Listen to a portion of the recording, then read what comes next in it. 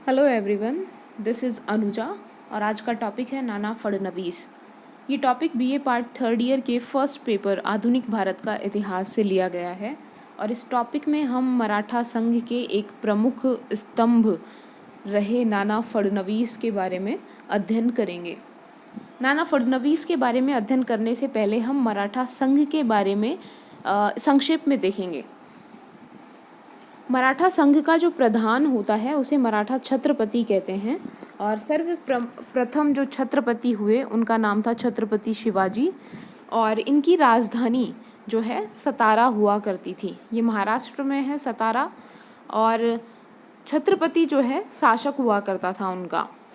इसके अधीन विभिन्न जागीरों में विभिन्न मराठा सरदार शासन किया करते थे। मराठा छत्रपति को शासन में सहायता देने के लिए 8 मंत्रियों की एक मंत्री परिषद जैसी संरचना थी जिसे अष्टप्रधान कहा जाता था। इसमें प्रमुख 8 मंत्री हुआ करते थे और इन 8 मंत्रियों में भी जो सबसे प्रमुख हुआ करता था जिसे प्रधानमंत्री के समान पद माना जा सकता है, उस पद का नाम था पेशवा। पेशवा आने वाले समय में इसकी शक्ति में बहुत ज़्यादा वृद्धि हुई और इसने लगभग मराठा छत्रपति की समस्त शक्तियों को अपने नियंत्रण में कर लिया और ये मराठा संघ का सर्व प्रमुख हो गया और मराठा छत्रपति जो हुआ करते थे वो नाम मात्र के शासक रह गए। तो पेशवा जो है उसकी राजधानी पूना हुआ करती थी और आने वाले समय में मराठा सत्ता का जो और शक्ति का केंद्र था वो सतारा से हट करके पूना हो गया। ऐसा मुख्यतः हम लोग 1750 की जो संगोला की संधि होती है, राजाराम द्वितीय मराठा शासक थे उस समय, उनके और मराठा जो पेशवा थे बालाजी बाजीराव, उनके बीच में ये संधि हुई और इस संधि के द्वारा मराठा छत्रपति सिर्फ नाम मात्र के शासक रह गए और शासन की समस्त शक्तियां जो हैं वो पेशवा के हाथ में हो गई और मराठा शक्ति का केंद्र भी सतारा से हट करके पूना हो गया। अब पेशवा के अधीन भी जितनी भी जागीरें हुआ करती थी, मराठा जो राज्य था वो विभिन्न जागीरों में बटा हुआ था पूरा क्षेत्र और इनमें विभिन्न मराठा सरदार जो हैं लगभग स्वतंत्र शासक की भांति शासन किया करते थे। हालांकि वो सब रहते मराठा छत्रपति या बाद में पेशवा के नियंत्रण में थे। इनमें से कुछ प्रमुख मराठा सरदार थे जिनमें से बड़ौदा वाला जो क्षेत्र है वहाँ पर गायकवाड़ हुए, नागपुर में भोंसले, इंदौर का जो क्षेत्र है वहाँ होलकर और ग्वालियर के क्षेत्र में सिंधिया एक लंबे समय तक और शक्तिशाली मराठा सरदारों के रूप में रहे। ये सभी मराठा सरदार जो हैं मराठा राज्य के प्रमुख स्तंभ थे, लेकिन आने वाले समय में इन मराठा सरदारों की महत्वाकांक्षा के कारण ही मराठा संघ जो था छिन्न भिन्न हो गया और उसकी एकता को खतरा उत्पन्न हुआ। अब हम नाना फडणवीस के बारे में चर्चा करते हैं। नाना फडणवीस के अगर प्रारंभिक जीवन की बात करें तो इनका जन्म एक ब्राह्मण परिवार में हुआ था और इनका नाम बालाजी जनार्दन हुआ करता था। नाना जो हैं पेशवा माधवराव प्रथम के समय में फडणवीस के पद पर नियुक्त किए गए। फडणवीस का जो पद होता है वो पेशवाई के आय व्यय का हिसाब किताब रखने वाला अधिकारी हुआ करता था। चूँकि ये वित्त से संबंधित, धन से संबंधित पद था तो इसका बहुत अधिक महत्व था। तो नाना का महत्व जो है इस समय बढ़ना शुरू हुआ। पेशवा माधवराव प्रथम के बाद में नारायण राव जब पेशवा बने तो उनकी हत्या हो गई। कहा जाता है कि राघोबा जो था उनका चाचा था और राघोबा के द्वारा उसकी हत्या की गई क्योंकि वो स्वयं जो है पेशवा बनना चाहता था। जब नारायण राव की हत्या हो गई तो उनकी कोई संतान नहीं थी, इसीलिए उनकी जो पत्नी थी वो गर्भवती थी उस समय। उनको राज्य की अधिकारिणी माना गया और शासन करने के लिए, शासन में सहायता देने के लिए एक 12 लोगों की परिषद का गठन किया गया जिसे 12 भाई समिति कहा जाता है। इस समिति में नाना फडणवीस भी एक मुख्य सदस्य थे। नाना फडणवीस के अतिरिक्त सखाराम बापू, मोरोबा इत्यादि अन्य जो नेता थे वो इस समिति के सदस्य थे। लेकिन आने वाले समय में ये देखा गया कि नाना फडणवीस ने 12 भाई समिति के जो अन्य सदस्य थे उनकी शक्तियों को छीन लिया और समस्त शक्ति जो है अपने हाथों में केंद्रित कर ली। कुछ को इस परिषद से निकाल दिया, कुछ को जो है अपने समर्थन में कर लिया। इस तरीके से 12 भाई समिति में पहले 12 लोग थे, अब संपूर्ण शक्ति सिर्फ और सिर्फ नाना फडणवीस के हाथों में इकट्ठा हो गई। नाना फडणवीस की ये सत्ता और शक्ति केंद्रीकरण की जो प्रवृत्ति थी मराठा राज्य के लिए बहुत हानिकारक सिद्ध हुई, क्योंकि इसका परोक्ष परिणाम, अप्रत्यक्ष परिणाम यह हुआ कि मराठा जो पेशवा था उसकी शक्ति धीरे धीरे समाप्त होने लगी, वो शक्तिहीन होने लगा, उसके पद की प्रतिष्ठा समाप्त होने लगी। मराठा जो संघ है वो सेना और शक्ति पर, यानी सैन्य शक्ति पर आधारित था। इसीलिए मराठा संघ का जो प्रमुख है उसका एक कुशल सैन्य संचालक होना बहुत आवश्यक था, लेकिन नाना जो है उसमें सेना का संचालन करने की क्षमता नहीं थी। इसीलिए नाना के समक्ष जो प्रमुख समस्या थी, पहली सैन्य संचालन की, दूसरा मराठा संघ की एकता को बनाए रखने की, क्योंकि मराठा जो सरदार थे, इस समय कोई पेशवा नहीं था और 12 भाई समिति थी, तो अन्य जो मराठा सरदार थे उनकी महत्वाकांक्षाएं भी उभर कर आई और वो स्वयं को स्वतंत्र करने की सोचने लगे। साथ ही नाना फडणवीस जो है वो समस्त शक्ति अपने हाथों में केंद्रित कर रहे थे और इसीलिए अन्य मराठा सरदारों के साथ उनके संबंध जो थे वो बिगड़ रहे थे और मराठा सरदार स्वयं को नाना की इस सत्ता से स्वतंत्र करना चाहते थे। तो नाना की नीतियों की वजह से मराठा जो संघ था उसकी एकता जो थी वो खतरे में आने लगी। प्लस राघोबा स्वयं पेशवा बनना चाहता था और इस समय चूंकि कोई पेशवा नहीं था तो राघोबा की जो महत्वाकांक्षाएं थी उनको भी नियंत्रण में रखना नाना के सामने एक बहुत बड़ी समस्या खड़ी कर रहा था। साथ ही अंग्रेज जो हैं इस समय एक प्रमुख शक्ति के रूप में उभर कर आ रहे थे। बंगाल में इस समय अंग्रेजों की सत्ता की स्थापना हो गई थी और अब वो दक्षिण भारत में अपने शक्ति का प्रसार करना चाहते थे। यहाँ पर जो अन्य क्षेत्रीय शक्तियाँ थी, जैसे हैदराबाद का निज़ाम था, मराठे थे और साथ ही मैसूर के जो नवाब थे कर्नाटक के, उन पर अंग्रेज अपना नियंत्रण स्थापित करना चाहते थे। तो अंग्रेजों के बढ़ते हुए प्रभाव को रोकना भी नाना फडणवीस के सामने एक प्रमुख समस्या थी।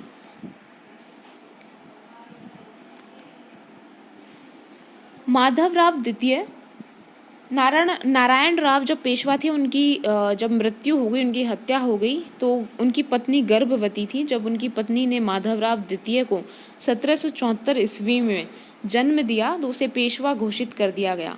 इस पेशवा के संरक्षक की भूमिका भी नाना फडणवीस ने निभाई, क्योंकि पेशवा अल्पायु था, नवजात था, तो उसके पालन पोषण की, उसके शिक्षा दीक्षा की जो व्यवस्था थी वो भी नाना फडणवीस के द्वारा ही की गई। महादजी सिंधिया के साथ उनके संबंध। महादजी सिंधिया ग्वालियर के प्रमुख मराठा सरदार थे। ग्वालियर में उनकी जागीर थी और इनका जो प्रमुख उद्देश्य था उत्तर भारत में मराठा शक्ति का प्रचार प्रसार करना था। ये दिल्ली पर जो मुगल शासक था उस पर मराठों का प्रभाव स्थापित करना चाहते थे और उत्तर भारत के बहुत से क्षेत्रों को मराठा राज्य में सीधे शामिल करना चाहते थे। उत्तर भारत में महादजी सिंधिया मराठों का नेतृत्व कर रहे थे, तो दक्षिण भारत में नाना फडणवीस प्रमुख मराठा सरदार थे। नाना फडणवीस जो हैं उन्होंने प्रारंभ में अंग्रेजों के खिलाफ महादजी सिंधिया के साथ सहयोग किया। जब प्रथम आंग्ल मराठा युद्ध हुआ 1775 से लेकर के 1782 ईस्वी तक ये युद्ध हुआ, तो इस समय अंग्रेजों के खिलाफ महादजी और नाना ने जो है सहयोग किया एक दूसरे का।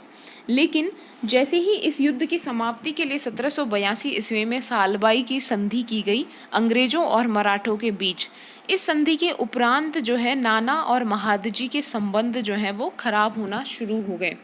कारण ये था कि 1782 की जो ये सालबाई की संधि हुई, इस संधि में महादजी सिंधिया ने जो है प्रमुख भूमिका निभाई, मध्यस्थता की मराठों और अंग्रेजों के बीच में। इससे नाना को लगा कि महादजी का प्रभाव जो है वो मराठों पर बढ़ रहा है और महादजी के प्रभाव को सीमित करने के लिए और मराठा सत्ता को अपने नियंत्रण में बनाए रखने के लिए सालबाई की संधि के उपरांत जो है महादजी को हमेशा दबाने की कोशिश नाना फडणवीस के द्वारा की गई। उनसे हमेशा असहयोग किया, उनकी नीतियों से नाना जो है हमेशा असंतुष्ट रहे। जबकि अगर देखा जाए तटस्थ रूप से तो महादजी का जो प्रयास था वो हमेशा मराठा संघ को सुदृढ़ बनाने का रहा। मराठा सत्ता के प्रसार का उन्होंने प्रयास किया। मुगल शासक को मराठा प्रभाव में लाने की उनके द्वारा कोशिश की गई और नाना से सहयोग का प्रयास भी उनके द्वारा किया गया।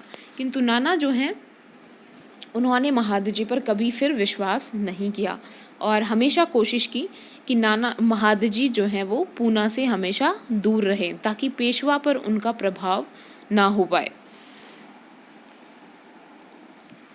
अब हम चर्चा करेंगे मैसूर, जो वर्तमान कर्नाटक है उसे पहले मैसूर कहा करते थे। तो मैसूर राज्य के साथ नाना ने किस प्रकार की नीति अपनाई और उनके संबंध किस प्रकार के रहे।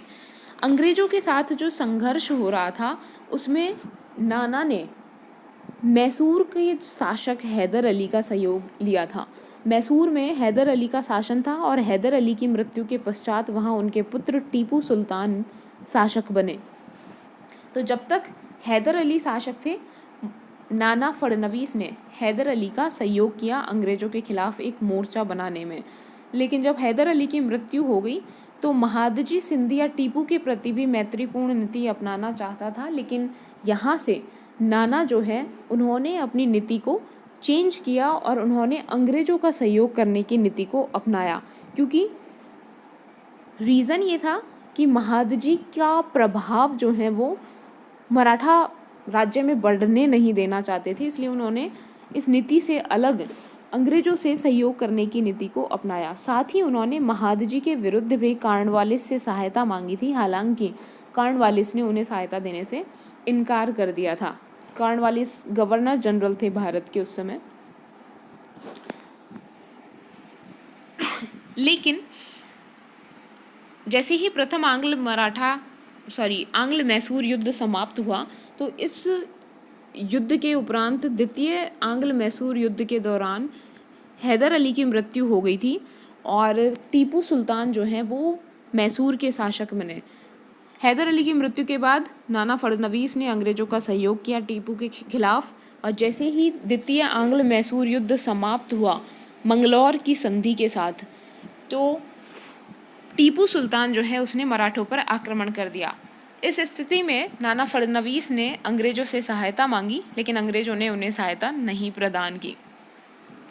फिर जब तृतीय आंग्ल मैसूर युद्ध हुआ टीपू और अंग्रेजों के बीच में, तो अंग्रेजों ने कॉर्नवालिस ने मराठों से सहायता मांगी और इस समय महादजी की सलाह के विपरीत नाना फडणवीस जो है उन्होंने पुनः अंग्रेजों का सहयोग किया। और जब टीपू की पराजय हुई तो इससे मराठों को थोड़ा लाभ हुआ और उन्हें कुछ क्षेत्र प्राप्त हुए। कृष्णा और तुंगभद्रा नदियों के बीच के क्षेत्र संधि के उपरांत मैसूर से मराठों को प्राप्त हुए। अब अगर हम चर्चा करें कि इस मैसूर के साथ ये जो नीति थी उसका परिणाम क्या हुआ, तो इन शॉर्ट कहा जा सकता है कि दक्षिण भारत में जो एक शक्ति संतुलन बना हुआ था वो बिगड़ गया। कैसे? 3 प्रमुख शक्तियां थी दक्षिण भारत में, हैदराबाद के निज़ाम, मराठे और कर्नाटक के मैसूर राज्य के हैदर अली और टीपू सुल्तान। अंग्रेज जो हैं इनके संयुक्त मोर्चे से बहुत संदेह में थे। उनका मानना था कि अगर ये तीनों शक्तियां आपस में मिल गई तो अंग्रेजों का यहाँ जो है शक्ति प्रसार होना मुश्किल हो जाएगा। लेकिन अगर ये तीनों शक्तियां आपस में विभाजित रहें, दूर रहें एक दूसरे से, तो इन्हें अलग अलग पराजित करना और अपने नियंत्रण में लाना अंग्रेजों के लिए बहुत आसान हो जाता। और नाना की जो नीति थी उसने इस संयुक्त मोर्चे की जो कल्पना थी उसको एकदम ख़त्म कर दिया। अब ये तीनों जो शक्तियाँ थीं वो अंग्रेज़ों के खिलाफ एकजुट नहीं हो पाई और आने वाले समय में ये सच बनकर के सामने आया जब अंग्रेज़ों का इन तीनों क्षेत्रों में प्रभाव हो गया और इन तीनों से सहायक संधि अंग्रेज़ों के द्वारा की गई। तो नाना की जो नीतियाँ थी वो दक्षिण भारत में शक्ति संतुलन बिगाड़ने के लिए उत्तरदायी कही जा सकती हैं। अब नाना फडणवीस की मराठा संघ की जो प्रतिनीति थी उसके बारे में अगर हम चर्चा करें तो हमने ऑलरेडी जो मराठा संघ की एक रूपरेखा है उसके बारे में सेकंड स्लाइड में देखा था। मराठा संघ में छत्रपति जो हैं उनकी शक्ति जो है ऑलमोस्ट पूरी तरीके से पेशवा में केंद्रित थी और नाना फडणवीस ने माधवराव द्वितीय जो है उनको बिल्कुल कठपुतली शासक के समान बना कर के रखा। मराठा जो सरदार थे इस समय बहुत ज़्यादा महत्वाकांक्षी थे क्योंकि पेशवा का पद दुर्बल हो गया था, उन पर नियंत्रण रखने वाला कोई नहीं था, तो वे स्वतंत्र होना चाहते थे और इनमें आपस में पारस्परिक द्वेष जो था उसके कारण मराठा संघ की एकता को जो है खतरा उत्पन्न हो गया था। अब आवश्यकता ऐसे व्यक्ति की थी जो इन मराठा सरदारों पर नियंत्रण रख सके, जो एक कुशल सैन्य संचालक हो, लेकिन नाना में इस क्षमता का अभाव था। नाना जो है प्रत्येक मराठा सरदार को संदेह की दृष्टि से देखते थे और उनको ये संदेह रहता था कि ये मराठा सरदार पेशवा पर कहीं अपना प्रभाव स्थापित ना कर लें। अगर पेशवा पर किसी अन्य मराठा सरदार का प्रभाव स्थापित हो जाएगा तो नाना की शक्ति जो है वो लगभग समाप्त हो जाएगी। तो इसीलिए उन्होंने सभी मराठा सरदार जो हैं उन्हें संदेह की दृष्टि से देखा। इसी कारण उन्होंने महादजी सिंधिया को पूना से दूर रखने का प्रयास किया और उनसे असहयोग किया। साथ ही पेशवा की दैनिक दिनचर्या तक को अपने नियंत्रण में रखा ताकि पेशवा जो है किसी अन्य मराठा सरदार से संबंध ना बना सके। साथ ही उन्होंने राघोबा और बाजीराव द्वितीय जो हैं उनके प्रति भी प्रतिशोध की नीति अपनाई। रीज़न ये था कि राघोबा ने एक बार फडणवीस के पद से इनको हटा दिया था, इसी वजह से ये जो बदले की भावना थी वो हमेशा से उनमें बनी रही और इसीलिए राघोबा के पुत्र बाजीराव द्वितीय को जब पेशवा बनाने की बात पे माधवराव द्वितीय के द्वारा कही गई, क्योंकि वो निसंतान थे, तो इसका विरोध भी नाना के द्वारा किया गया। नाना की जो ये नीति थी, संदेहात्मक नीति, या कहें कि उनकी संदेहात्मक प्रकृति थी, उसका परिणाम ये हुआ कि मराठा संघ का जो अस्तित्व है उसकी एकता जो है उसको खतरा उत्पन्न हो गया। अब हम नाना फडणवीस की अगर पेशवा के प्रति जो उनके द्वारा नीति अपनाई गई उस पर चर्चा करें तो देखते हैं कि माधवराव द्वितीय क्योंकि अल्पायु थे, नवजात थे, तो उनकी शिक्षा दीक्षा, उनके पालन पोषण का कार्य जो है नाना फडणवीस की देखरेख में ही हुआ। लेकिन नाना ने कभी भी इस बात का प्रयास नहीं किया कि पेशवा को शक्तिशाली बनाने के लिए उन्हें उपयुक्त प्रकार की सैनिक और प्रशासनिक शिक्षा दी जाए ताकि आने वाले समय में पेशवा जो है इस पद का कार्यभार वहन कर सके। नाना को ये लगता था कि अगर पेशवा अपने पद के उत्तरदायित्व को वहन कर पाएगा, संभाल पाएगा, तो शासन की जो बागडोर है वो नाना के हाथों से छिन जाएगी और पेशवा के हाथों में चली जाएगी, तो उनकी शक्ति जो है वो उनकी शक्ति पर संकट आ जाएगा। इसी वजह से उन्होंने पेशवा के पालन पोषण को बहुत कठोरता से उनकी दैनिक दिनचर्या तक को बहुत नियंत्रित किया, उन्हें कोई स्वतंत्रता प्रदान नहीं की। जब पेशवा अगर किसी अन्य मराठा सरदार से भी मिलता था तो भी उस पर पूरा नियंत्रण नाना के द्वारा रखा जाता था, यहाँ तक कि पेशवा के आसपास गुप्तचर रख दिए गए थे ताकि किसी अन्य मराठा सरदार के साथ पेशवा किसी प्रकार के संबंध न स्थापित कर पाए। ऐसा कहा जाता है कि 1795 ईस्वी में जब निज़ाम के साथ मराठों का युद्ध हुआ खरदा में और निज़ाम को जब पराजित कर दिया गया तो युद्ध स्थल में पेशवा जो था उसने बाजीराव द्वितीय के साथ संपर्क स्थापित करने का प्रयास किया, लेकिन जब नाना को पता चला तो उसने सभी के सामने पेशवा को बुरी तरीके से डांटा फटकारा। ऐसा कहा जाता है कि इतना अपमान देखने के बाद पेशवा जो है इतनी आत्मग्लानि से भर गया कि उसने 1795 ईस्वी में ही आत्महत्या कर ली। तो माधवराव द्वितीय का इस प्रकार से अंत हुआ और इसकी जो आत्महत्या है उसके पीछे भी एक बड़ा रीज़न जो है नाना फडणवीस को माना जा सकता है। पेशवा पर अपना नियंत्रण स्थापित करने के पीछे एक और रीज़न था कि अपने पूरे जो है कार्यकाल में, अपने जीवन काल में नाना जो है उसने लगभग 9 करोड़ रुपए की संपत्ति एकत्रित कर ली थी, जिसको वह किसी भी तरीके से सुरक्षित रखना चाहता था और ये सुरक्षित तभी रह सकती थी जब पेशवा पर जो है उसका नियंत्रण बना रहे।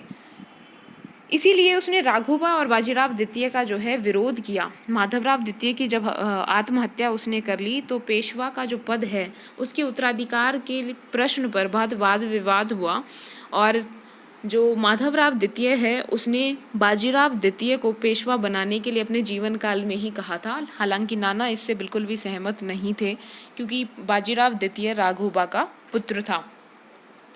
इसीलिए उसका विरोध करके, बाजीराव द्वितीय का विरोध करके नाना ने चिमाजी को पेशवा बनाने का प्रयत्न किया।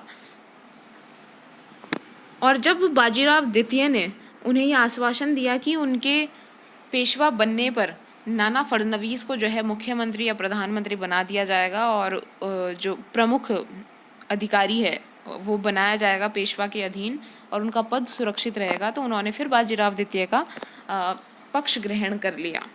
हालांकि जैसे ही बाजीराव द्वितीय पेशवा बने तो उन्होंने अपने इस वचन से मुकर गए वो, और इसे भंग करते हुए उन्होंने 1797 ईस्वी में नाना को बंदी बना लिया। हालांकि कुछ समय बाद उसे छोड़ दिया गया और इसके उपरांत कहते हैं नाना का स्वास्थ्य ठीक नहीं रहा और 1800 ईस्वी में नाना की मृत्यु हो गई। तो इन शॉर्ट कहा जा सकता है कि पेशवा को पूर्णतः अपने प्रभाव में रखने के लिए विभिन्न प्रकार के प्रयास जो है नाना के द्वारा किए गए। इसका परिणाम ये हुआ कि जो पेशवा का जो पद था उसकी प्रतिष्ठा में कमी आई, उसकी शक्ति में कमी आई। अब अंग्रेजों के प्रति अगर हम नीति की चर्चा करें कि नाना ने किस प्रकार से अंग्रेजों के प्रति अपना रुख अपनाया, तो इसे दो भागों में बांट सकते हैं। पहला, सालवाई की संधि, ये 1782 ईस्वी में हुई प्रथम आंग्ल मराठा युद्ध की समाप्ति पर, ठीक है। और इस संधि से पहले वाला जो काल था उसके अंदर नाना ने अंग्रेजों के विरोधी का रुख अपनाया, अंग्रेजों का विरोध किया। लेकिन सालवाई की संधि के उपरांत नाना ने यू टर्न लिया और अंग्रेजों के प्रति सहयोग की और अंग्रेजों से मैत्री स्थापित करने की नीति उनके द्वारा अपनाई गई। रीज़न ये था कि सालबाई की संधि के बाद महादजी का जो प्रभाव बढ़ रहा था उसे कर्ब करने के लिए, उसे सीमित रखने के लिए और समाप्त करने के लिए नाना अंग्रेजों का सहयोग प्राप्त करना चाहते थे। कह सकते हैं कि अंग्रेजों की सहायता से वे अपनी सत्ता जो है मराठा संघ में सुरक्षित रखना चाहते थे। इस प्रकार सालबाई की संधि के बाद हमेशा से उनका प्रयास यही रहा कि अंग्रेजों के साथ वो सहयोग और समर्थन जो है वो बनाए रखें। इसके बारे में हम पहले भी डिस्कस कर चुके हैं कि नाना जो है उन्होंने किस प्रकार से टीपू के विरुद्ध अंग्रेजों का सहयोग किया महादजी की सलाह के खिलाफ।